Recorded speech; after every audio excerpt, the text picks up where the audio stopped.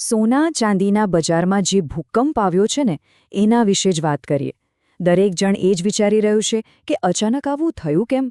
ચાલો આજે આખી વાતને બરાબર સમજીએ. 1 લાખ રૂપિયા આંકડો સાંભળીને જરા નવાઈ લાગી ને, પણ આ ખાલી એક આંકડો નથી. આ તો એ કહાણીની શરૂઆત છે જેણે હજારો રોકાણકારોની ઊંઘ હરામ કરી દીધી. વિશ્વાસ કરવો અઘરો છે, પણ હકીકત એ છે કે માત્ર 5 દિવસમાં ચાંદીમાં રોકેલી રકમનું મૂલ્ય 1 લાખ રૂપિયા જેટલું નીચે આવી ગયું. મતલબ આટલા ટૂંકા સમયમાં આટલું મોટું નુકસાન કોઈએ સપનામાં પણ નહોતું વિચાર્યું.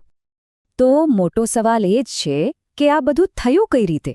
એવા તો ક્યાં કારણો હતા કે બજાર આમ અચાનક તૂટી પડ્યું?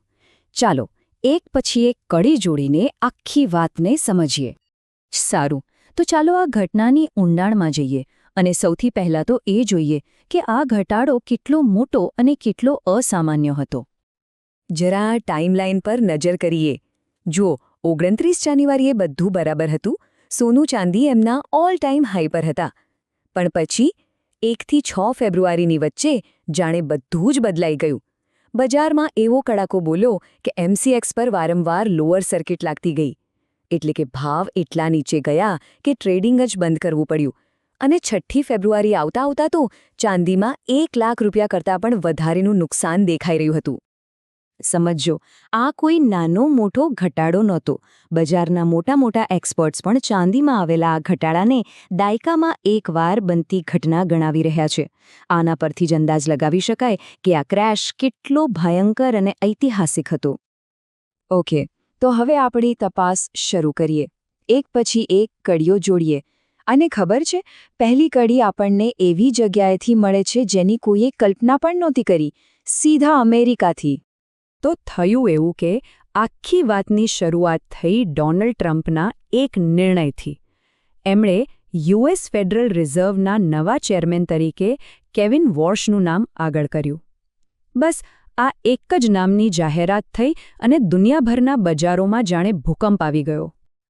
હવે આ કેવિન વોશને ફાઇનાન્સની દુનિયામાં હોક એટલે કે બાજ તરીકે ઓળખવામાં આવે છે. હોક એટલે એવા લોકો જે માને છે કે મોંઘવારીને કાબૂમાં રાખવા માટે વ્યાજ દરો વધારવા જ જોઈએ. અને આની સીધી અસર શું થઈ? જેવું જ એમનું નામ આવ્યું એવી અટકળો શરૂ થઈ ગઈ કે હવે વ્યાજ દરો વધશે.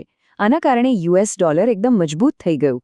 અને એક વાત હંમેશા યાદ રાખવા જેવી છે, જ્યારે પણ ડોલર મજબૂત થાય ત્યારે સોનાના વૈશ્વિક ભાવ પર દબાણ આવે છે અને એ નીચે જાય છે. તો આ હતું પહેલું અને સૌથી મોટું કારણ. ચાલો હવે બીજી કડી તરફ આગળ વધીએ અને આ કડી આપણને સીધા ભારતમાં પાછા લાવે છે.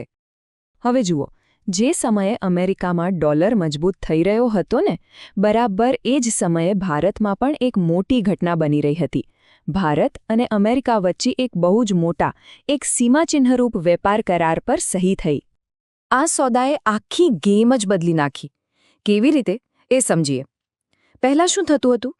ભારતના સામાન પર અમેરિકામાં ભારે ટેક્સ લાગતા હતા, જેના કારણે રૂપિયો હંમેશા દબાણમાં રહેતો. પણ આ નવા કરારમાં એ ટેક્સ ઘટાડી દેવામાં આવ્યા અને એનું પરિણામ એ આવ્યું કે ભારતીય રૂપિયો ડોલર સામે ઘણો જ મજબૂત થઈ ગયો. તો હવે સવાલ એ છે કે રૂપિયો મજબૂત થવાથી સોના પર શું અસર થઈ? જો ભારત સોનું ડોલરમાં ખરીદે છે, એટલે જ્યારે રૂપિયો મજબૂત થાય ત્યારે એટલું જ સોનું ખરીદવા માટે આપણે ઓછા રૂપિયા ચૂકવવા પડે. સીધી અને સરળ ભાષામાં કહીએ તો આપણા ભારતીય બજાર માટે સોનું સસ્તું થઈ ગયું.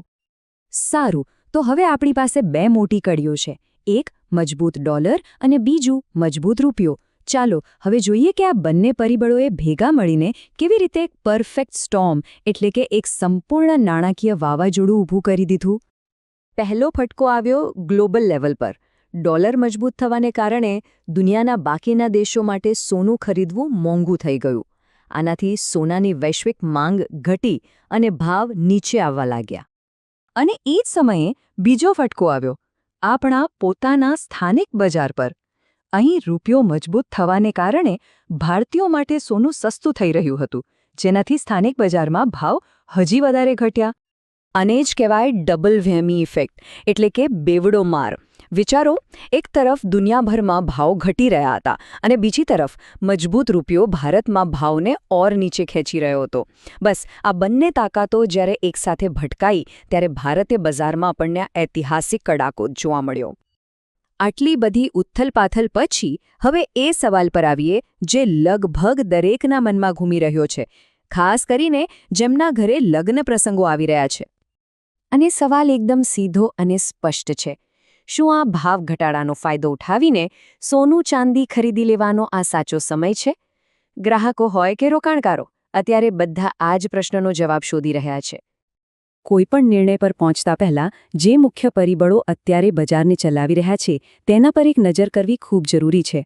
એક તો અમેરિકાની હોકિશ એટલે કે કડક વ્યાજ દર નીતિની શક્યતા. બીજું, ઐતિહાસિક રીતે મજબૂત યુએસ ડોલર.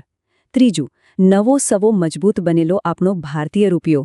અને આ બધાની ઉપર દુનિયાભરમાં જે આર્થિક અનિશ્ચિતતાનો માહોલ છે એ તો છે જ. અને અંતે એક સવાલ જે આપણને વિચારતા કરી દે છે.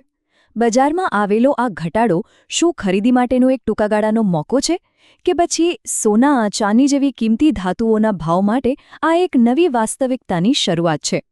આનો જવાબ તો કદાચ આવનારો સમય જ આપશે.